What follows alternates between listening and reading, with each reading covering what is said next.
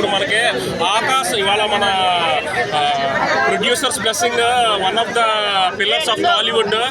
ఆకాశంలో ఒక తార, gangs of Godavari చూడమంది ఈవేళ అన్నట్టుగా అన్ని షోస్ హౌస్ఫుల్.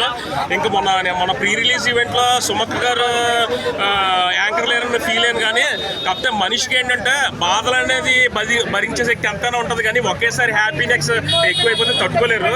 అందుకనే మన బాలయ్య బాబు స్పీచ్ విశ్వక్సేన్, అందులో మన విశ్వక్సేన్ స్థాయి పెరిగిపోయింది.